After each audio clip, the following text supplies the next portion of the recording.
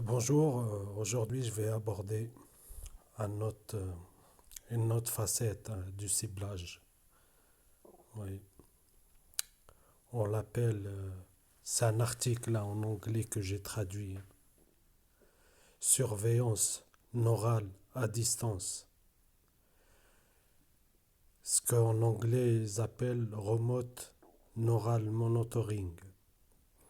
Comment ils espionnent vos pensées. Cette technologie elle est utilisée contre les individus cibles.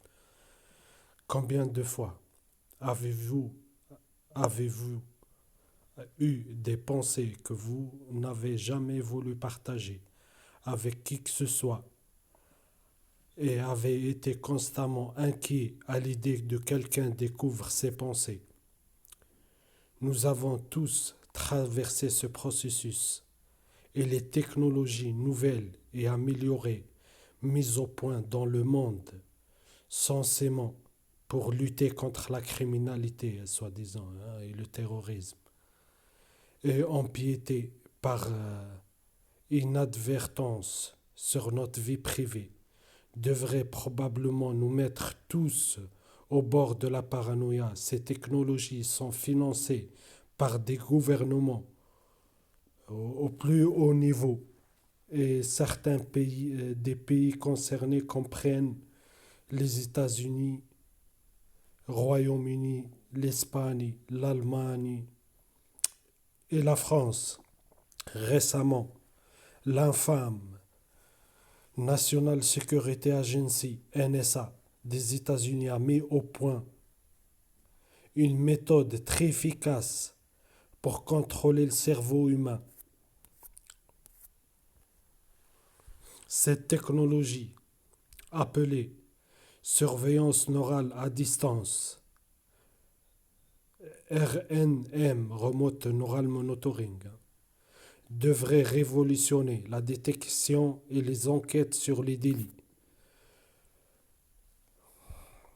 Remote Neural Monitoring, travail à distance. Vous êtes-vous déjà demandé pourquoi nous avons tous été poussés sans relâche vers des systèmes sans fil? Oui. Et vers la 5G aussi, pour le contrôler, pour contrôler le cerveau dans le but de détecter toute pensée criminelle ayant eu lieu dans l'esprit d'un éventuel coupable. La question inévitable: comment isoler une pensée criminelle si vous ne disposez pas d'une mesure comparative des pensées non criminelles? Point d'interrogation. Cet engagement repose sur deux principes. Un, les recherches ont montré que l'intellect humanoïde pense à une vitesse d'environ 5 kilobits par seconde. Par conséquent, n'a pas la capacité de rivaliser avec les superordinateurs, agissant via des satellites, des implants et la biotélémétrie. 2. Le cerveau humain possède un ensemble caractéristique de structures de résonance bioélectrique. En utilisant des superordinateurs, le système Remote Neural Monitoring peut s'en servir et envoyer des messages via le système nerveux d'un individu intégré afin d'effectuer ses performances de manière préférée. L'ensemble du système a été développé après environ 50 ans d'expérimentation humaine neuroélectromagnétique, prétendument involontaire, mais il n'y a aucune preuve pour étayer cette affirmation. Selon de nombreux scientifiques impliqués dans ce programme, leurs noms ne sont pas révélés pour des raisons évidentes. Par exemple, l'autre là que j'ai partagé sa vidéo dernièrement, là, lui il est impliqué. Dans quelques années, il est prévu que des puces ADN, souvent couvertes de percées médicales, qui seront présentées pour lancer les processus de guérison de la maladie sur la vitesse et l'efficacité sera implantée dans le cerveau humanoïde, ce qui le rendra intrinsèquement contrôlable. Remote Neural Monitoring aura alors la capacité de lire et de gouverner les procédures mentales et émotionnelles d'une personne ainsi que les visions involontaires. À l'heure actuelle, partout dans le monde, les superordinateurs regardent des milliers de personnes en même temps avec une vitesse de 20 terabits par seconde, en particulier dans des pays comme les États-Unis, le Japon, Israël et un certain nombre des pays européens. Un programme similaire serait en cours en Russie. Comment fonctionne le Remote Neural Monitoring? Ils utilisent un ensemble de programmes fonctionnant à différents niveaux tels que 1. Le système d'intelligence des signaux qui applique des fréquences électromagnétiques, hein, électromagnétiques fréquencées entre parenthèses EMF, pour exciter le cerveau, pour le système et la liaison cérébrale électronique. 2.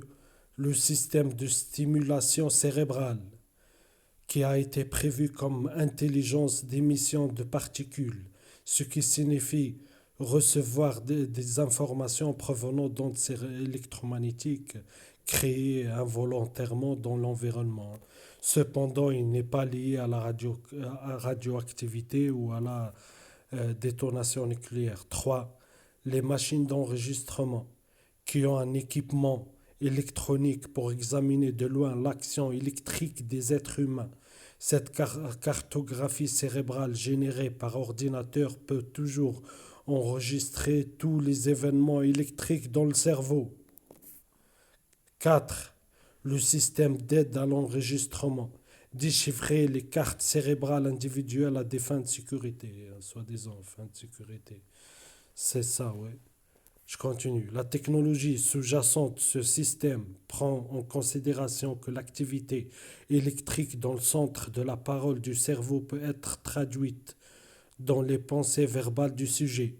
Remote Neural Monitoring peut envoyer des signaux cryptés au cortex audio du cerveau en contournant directement l'oreille.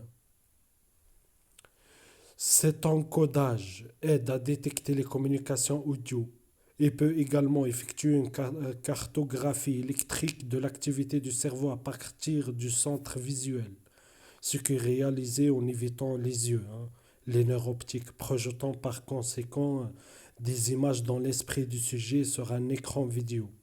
Avec cette mémoire visuelle et audio, les deux peuvent être visualisés et analysés.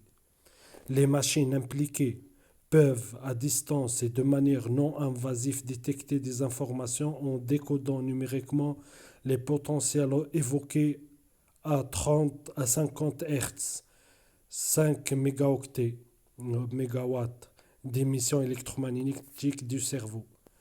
Les potentiels évoqués sont appelés les pointes et les modèles créés par les nerfs, car ils produisent un modèle électrique changeant avec une instabilité magnétique en constante évolution qui émet alors une quantité constante d'ondes électromagnétiques.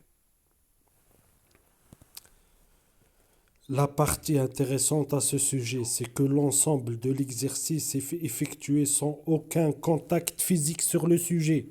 Pas besoin comme un MK Ultra de mettre des électrodes sur la tête des cibles, hein.